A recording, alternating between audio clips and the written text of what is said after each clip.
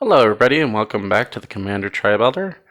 Today I'm going to go over one of my personal decks, and the commander for it is Grimgrin, the Corpseborn. He is a 5/5 zombie warrior that costs 3, a blue and a black. And when he enters the battlefield, he enters tapped, and he does not untap during your untap step. But you can sacrifice another creature and untap him and put a +1/+1 counter on him. And whenever Grimgrin attacks, destroy target creature defending player controls, then put a -1/-1 counter, or +1/+1 counter on Grimgrin. So your first attack, he's already looking like a 7/7, and then it just keeps on building from there.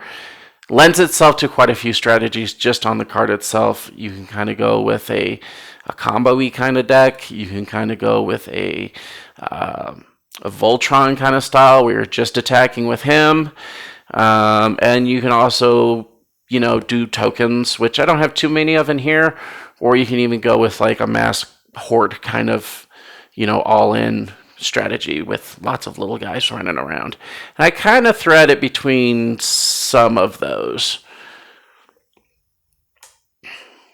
First of all, we got our basic lands. Or I guess second of all, Commander was first of all. 7 basic islands and 15 basic swamps. The non-basics I put in are Shipwreck Marsh. It enters the battlefield tapped unless you control 2 or more other lands, and you can tap it for either a blue or black mana. Tainted Isle, you can tap it for a colorless, or if you control a swamp, you can tap it for blue or black.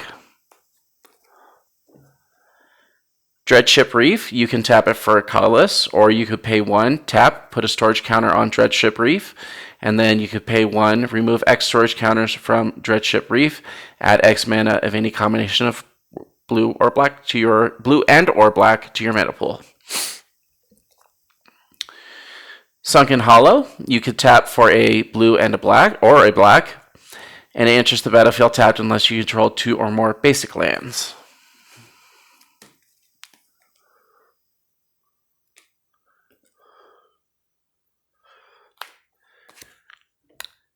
Dark Water Catacombs, pay 1, add blue and a black to your mana pool. Temple of Deceit, it enters the battlefield tapped. When it enters the battlefield, scry 1, tap it for either a blue or a black mana. Command Tower, add 1 mana of any color in your commander's color identity. Cabal Stronghold, you could tap it for a colorless or pay 3 and tap, add a black for each basic swamp you control.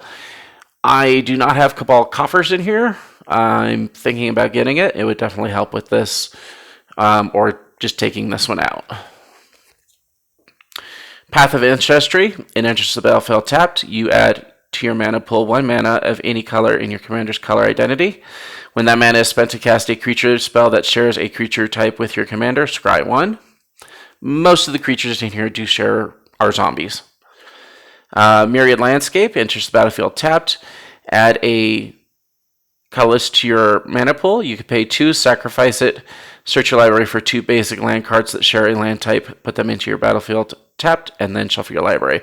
This is usually to fetch blue mana in case we're running a little low, but with the non-basics, it kind of balances out, but it's just kind of a little bit of insurance. Another one that may or may not stay in the deck. Could be replaced with better things. Vivid Creek and Vivid Marsh, they enter the battlefield tapped with 2 charge counters on them. They add either blue or black, depending on which one you're using. And then for both of them, you can tap, remove a charge counter, and add a mana of any color to your mana pool. Mystic Sanctuary, it enters the battlefield tapped unless you control 3 or more other islands. When it enters the battlefield untapped, you may put target instant or sorcery card from your graveyard to the top of your library. There's not a horrible bunch that you can get, and this probably could just be swapped out for a basic island. I put it in there to kind of test the waters with a few things, and it kind of helps with some of the tutors, so I can go back and fetch a really cheap one. So that's kind of why it's sticking around. Drowned Catacomb, it enters the battlefield tapped unless you control an island or a swamp, and you could tap it for a blue or a black mana. And the last one is Unholy Grotto. You tap it, add a colorless to your mana pool. You could pay a black and tap, put target zombie card from your graveyard on top of your library. And that can help in a couple different other cases. If you really want, you can skip your commander attacks and just put them in the graveyard and recur them that way. Or whatever helpful zombie is in your graveyard at the time. Onto our draw package. The first one is Graveborn Muse. It's 2 black for a zombie spirit. That's a 3/3. At the beginning of your upkeep, draw X cards and you lose X life, where X is the number of zombies you control. This can kill you because I don't have, I think, any life gain in the entire deck. I could be wrong about that, but you just got to be a little careful with when you're using it, and there's a few sack outlets in case it does get a little steep. Altar's Reap, it's 1 and a black for an instant. As an additional cost to cast Altar's Reap, sacrifice a creature, draw 2 cards.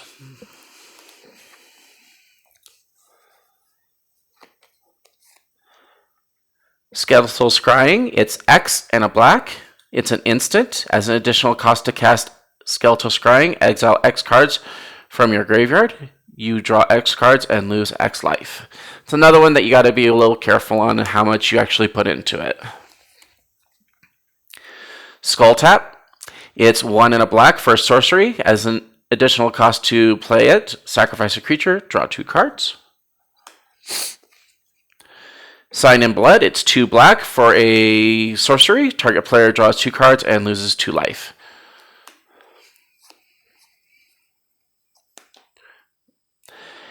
Cryptbreaker, it's a single black mana for a zombie. That's a 1/1. You could pay 1 and a black, discard a card, put a 2/2 black zombie creature token into the battlefield, and then you can tap 3 untapped zombies you control, draw a card, and lose 1 life.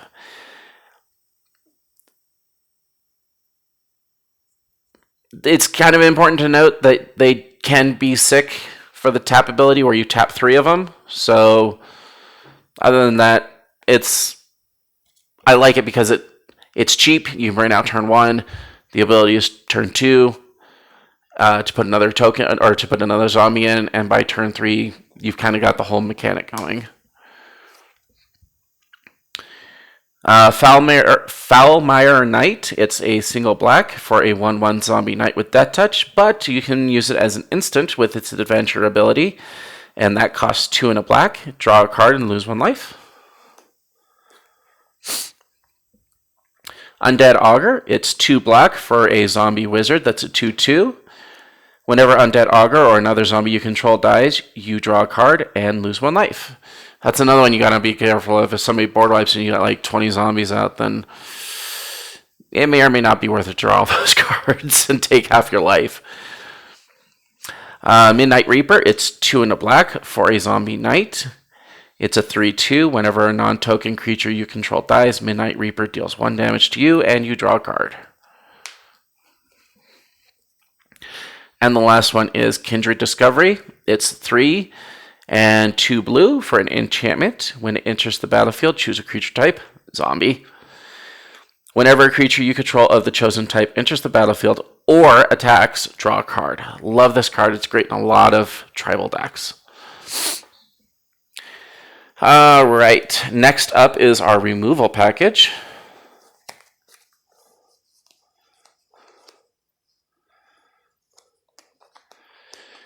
And to start off, we are going to use Defile.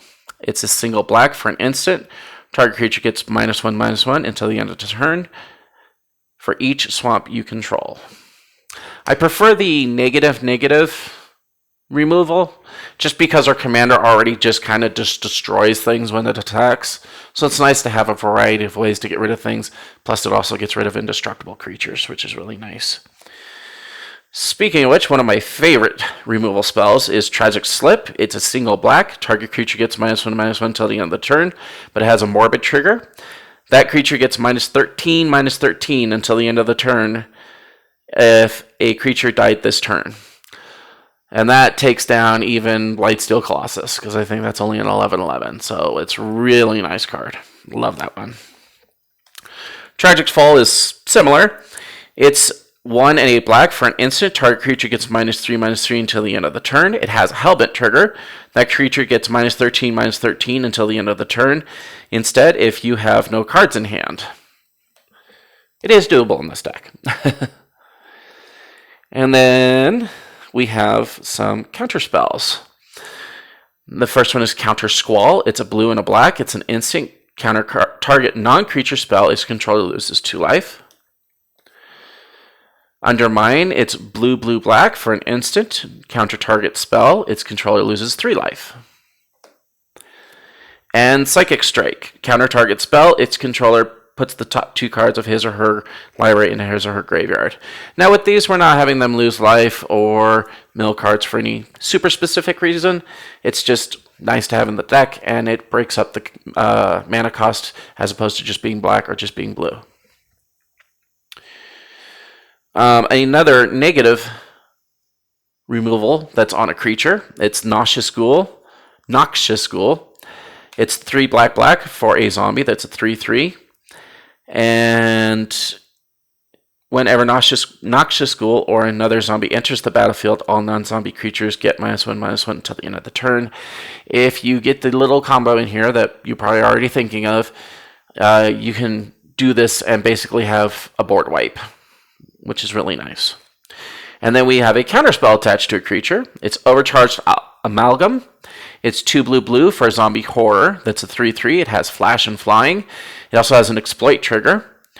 When this creature enters the battlefield, you may sacrifice a creature. When Overcharged Amalgam exploits a creature, counter target spell, activate ability, or triggered ability. So this is countering like, tap target creature and deal point damage, or tap down a creature or whatever. So you can get abilities with this too, which is really nice. And if you ain't got nothing else on the board, just sacrifice itself to its own exploit trigger.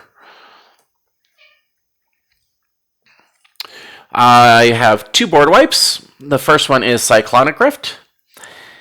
It's 1 and a blue. For an instant, return target non-land permanent you don't control to its owner's hand, or you can overload it for 6 and a blue. You may cast this spell for its overload cost. If you do, change the text by replacing all instances of target with each. So you get rid of basically all of their non-land permanents. And the other one is Black Sun Zenith. It's X and black black for a sorcery. Put X -1/-1 counters on each creature. Shuffle Black Sun Zenith into its owner's hand. Yes, we could use Toxic Deluge here, which is also an awesome card if you want to add it into the deck and take something else out. I was thinking about running Snow basic lands for the Snow one that does basically what Toxic Deluge does. Or I guess it's what this one does. There's lots of nice negative spells that'll fit into those sort of slots if you don't like just having 2 board wipes. I only put 2 in because this is a creature-based deck. All right, and next is our ramp package. And the first one is Dark Ritual. It's 1 and it's a black, single black. For an instant, add 3 black mana to your mana pool. You can add in an Isochron Scepter. I did not do that, even though it's one of my favorite artifacts, and just use this repeatedly. But you only net 1, so it's not that worth it. This is kind of just for helping out with either the commander or some of the tutors.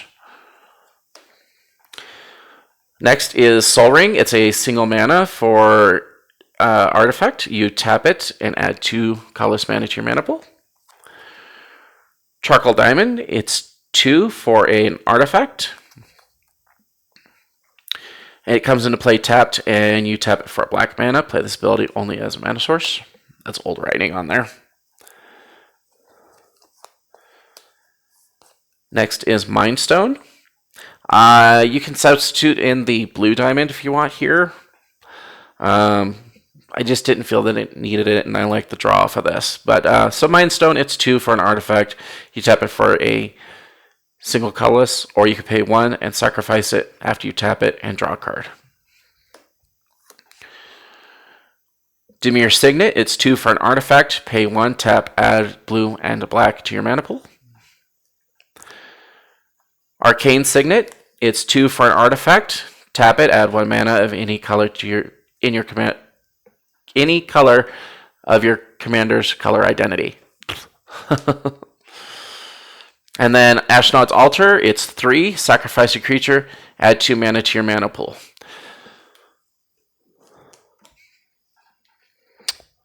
And next up is, I call this Oh Lord. This is all of our lords. And that just means that they have an anthem effect. And that just means that they give a bonus to power and toughness. So let's go ahead and get into it. The first one is Blade Stitched Scab. It's blue and a black for a zombie soldier. Other zombies you control get +1/+0. And it is a 2/3. Generally, I do not like lopsided bonuses, but it costs 2, and I can drop it super early before my commander comes out. So I made an exception. Actually, I made like 2 exceptions. Next is Metallic Mimic. It's 2 for a shapeshifter artifact creature. That's a 2/1. When it enters the battlefield, choose a creature type, zombie. Metallic Mimic is the chosen creature type in addition to its other types. Note that this does not enter the battlefield. I believe that I don't think you could stack yeah. It'll enter the battlefield as a zombie, but it is not cast as a zombie. I don't remember if that makes a difference in here, if there's cast triggers for zombies or not. But it's just something to keep in mind. In any case, each other creature you control of the chosen type enters the battlefield with an additional 1/1 counter on it. While not strictly a lord, it still does give a bonus in some shape. Lord of the Undead. It's 1 black for a zombie. Other zombie creatures you control get +1/+1. And you can pay 1 and a black, return target zombie card from your graveyard to your hand, and it is a 2/2. So this is another one if you're just like really bad on your commander attacks and it's up to like 8 or something, for God forbid. Hopefully you're winning the game by then or something. You can skip it, throw it into the graveyard, fetch it back for 2, and then cast it as normal. Lord of the Accursed, it's 2 and a black for a zombie that's a 2/3. Other zombies you control get +1/+1. And its ability is pay 1 and a black, tap it, all zombies gain menace until the end of the turn. And that's for when you want to flood the board out and want to knock out people and not really have it get blocked. Adaptive Automaton, it's 3 for an artifact creature construct. It's a 2/2. When it enters the battlefield, choose a creature type, zombie. It is the chosen type in addition to its other types, and other creatures you control of the chosen type get +1/+1. Again, this will not trigger any cast triggers for zombies. It will enter the battlefield as a zombie, but not trigger a cast trigger. It will not trip a cast trigger. Anyway. Death Baron, it's 1 black for a zombie wizard. It's a 2/2. Skeletons and other zombies you control get +1/+1 and have death touch. Cemetery Reaper, it's 1 black for a 2/2 zombie. Other zombie creatures you control get +1/+1.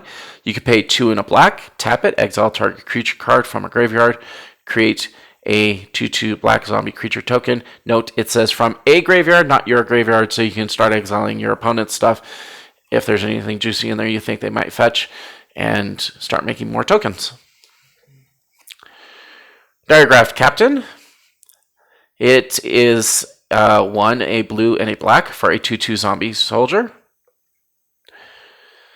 It has death touch. Other creatures you control get +1/+1, and whenever another zombie you control dies, target opponent loses 1 life. This can also trigger with our combo to basically infinitely kill everybody. The Tomb Tyrant, it's 3 and a black for a zombie noble. It's a 3/3. Other zombies you control get +1/+1. You can pay 2 and a black, tap, sacrifice a creature, return a zombie creature card at random from your graveyard to the battlefield. Activate only during your turn and only if there are at least 3 zombie creature cards in your graveyard. Risen Executioner, it's 2 black for a 4/3 zombie warrior. Risen Executioner can't block. Other zombie creatures you control get +1/+1, and you may cast Risen Executioner from the graveyard if you pay 1 more generic mana more to cast for each other creature card in your graveyard. Undead Warchief, it's 2 black for a zombie that's a 1/1. Zombie spells you play cost 1 less to play. And zombies you control get +2/+1. This was the other exception to the lopsided bonus. But it's totally worth it for the reduction in cost for your zombie spells as a whole. Or your zombie, spells. So if you have a artifact or enchantment that's a zombie also somehow. And the last one, while not a creature, I still threw it in there because of the bonus. It's Liliana's Mastery. It's 3 black for an enchantment. Zombies you control get +1/+1. When it enters the battlefield, create 2 black, 2 black zombie creature tokens.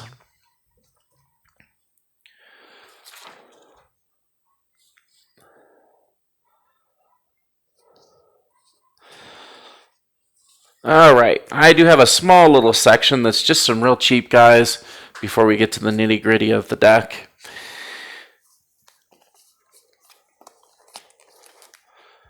This is just kind of little extra filler spots. The first is Champion of the Perished. It's a single black for a zombie. It's a 1/1. Whenever another zombie enters the battlefield under your control, put a +1/+1 counter on Champion of the Perished. Great early card. Shambling Ghast, it's also a single black for a 1/1 zombie. When it dies, choose one. Either Brave the Stench, target creature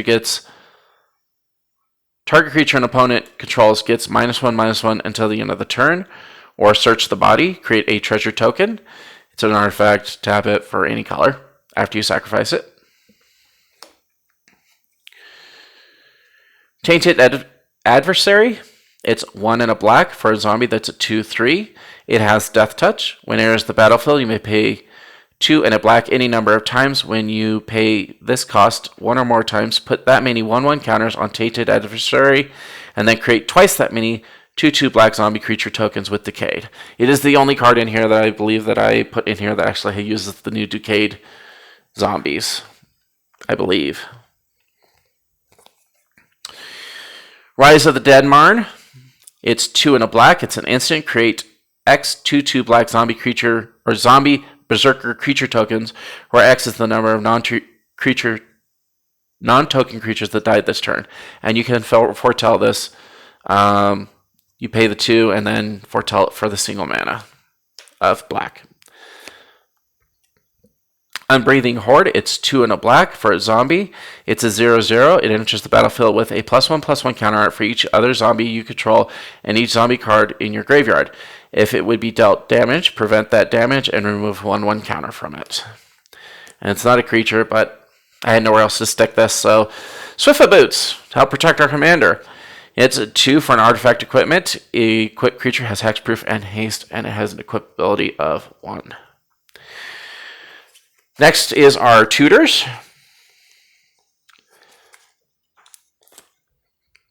The first one's Dynamic Tutor, probably the best one. It's 1 and a black for sorcery. Search your library for a card, put that card into your hand, then shuffle your library. Diabolical Intent, the second best one. It's 1 and a black for sorcery. As an additional cost to this spell, sacrifice a creature. Search your library for a card, and then put that card into your hand, then shuffle your library. Next is Grim Tutor. It's 1 black for a sorcery. Search your library for a card, put that card into your hand, then shuffle your library. You lose 3 life. Vagroth, Blood Sky Sire. It's 2 and a black for a 2/3 Demon Rogue. And it has Death Touch. It also has Boast. You can pay 1 and a black. Target player searches their library for a card, then shuffles their library and puts that card on top of it. And the last tutor is Sidisi Undead Vizier. It's 3 black for a zombie Naga. It's a 4/6. It has Death Touch and Exploit Trigger as well. When it exploits a creature, you may search your library for a card, put it into your hand, then shuffle your library. I prefer the ones that go into your hand. This section I called Reap What You Sow because a lot of these just don't like the graveyard and they don't stay there, which is good for us because we're sacking a lot of things. First and foremost, this is usually what you're going to grab first when you grab a tutor. The other card, Rooftop Storm, can come later because it is so expensive, but first you basically want to get this, and this will enable your commander to do, even on a small scale, large things. You can sacrifice this multiple times, bring it back for a single black mana, and right off the bat make him like a 10/10. It's not that hard, and it works really well. It is Gravecrawler. He is a single black for a 2/1. He cannot block, but we don't care about that. You may cast Gravecrawler from your graveyard as long as you control another zombie. So if you have your commander out, then you have another zombie. Butcher Ghoul, it's 1 and a black for a 1/1 zombie. It has Undying. When this creature dies, if it had no +1/+1 counters on it, return to the battlefield under its owner's control with a 1/1 counter on it. Apprentice Necromancer, it's 1 and a black for a zombie wizard. That's a 1/1. Pay a black, tap, sacrifice it. Return target creature card from your graveyard to the battlefield. That creature gains haste at the beginning of the next end step. Sacrifice it. That's fun to do that to your commander, just for giggles. Putrid Goblin. It's 1 and a black for a 2/2 zombie goblin. It has Persist, which is the opposite of the other one, Undying. When this creature dies, if it had no -1/-1 counters on it, return it to the battlefield under the owner's control with a -1/-1 counter on it. Master of Death, it's 1 black-blue for a zombie wizard. That's a 3/1. When Master of Death enters the battlefield, surveil 2. At the beginning of your upkeep, if a Master of Death is in your graveyard, you may pay 1 life. If you do, return it to your hand. Ghoul Raiser, it's 1 black-black for a zombie. That's a 2/2. When it enters the battlefield, return a zombie card at random from your graveyard to your hand. I guess that one fetches. He stays in the graveyard. That's fine. And Prized Amalgam, it's 1 black-blue for a zombie. That's a 3/3.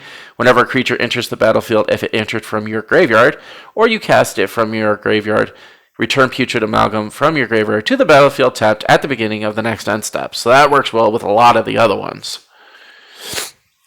And then this is the last part. This is what to do. Well, after you've grabbed your Gravecrawler, grab Rooftop Storm. This is kind of the crux of the deck. It's 5 and a blue. Yes, it's expensive, but it's not a do-nothing enchantment. You may pay 0 rather than pay the mana cost for zombie creature spells you cast. So this will allow you to infinitely cast Gravecrawler over and over again to trigger any of the other effects in the deck, whether it be the commander, whether it be the -1/-1, I think it was Noxious Ghoul, the Diagraph Captain, which can do damage to everybody.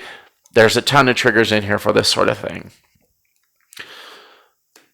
One important note is that it does, if you still have to pay the commander tax.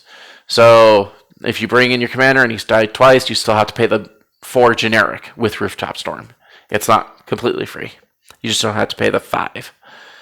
Altar of the Brood, it's a single colorless mana for an artifact. Whenever another permanent enters the battlefield under your control, each opponent puts the top card of his or her library into his or her graveyard. You get the guys out with the Rooftop Storm, Gravecrawler. This, you win by infinite mill, as long as they don't have any tricks in the deck. This is another fun one to use an infinite mana loop with, or even just put a bunch of mana into it, and that's Torment of Hellfire. It's X black for a sorcery. Repeat the following process X times. Each opponent loses 3 life unless the player sacrifices a non-land permanent or discards a card. If it's infinite mana, then you're going to get them with the life. If not, then you've killed a bunch of permanents. Vengeful Dead. This is another one you can trigger with the combo. All these trigger with the combo. Vengeful Dead, it's 3 and a black for a 3/2.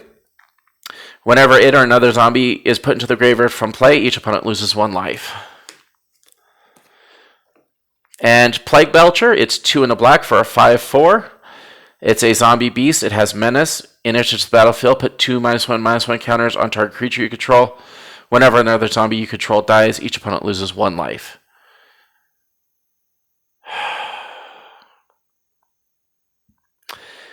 So yeah, that's basically the deck. I know I said that there's a few cards that I was thinking about removing, but it works fairly well. Once you get that combo out, though, and start triggering stuff off, it really, even without the Rooftop Storm, it works really well. But yeah, Grimgrin was probably one of my favorite zombies from the original Innistrad block.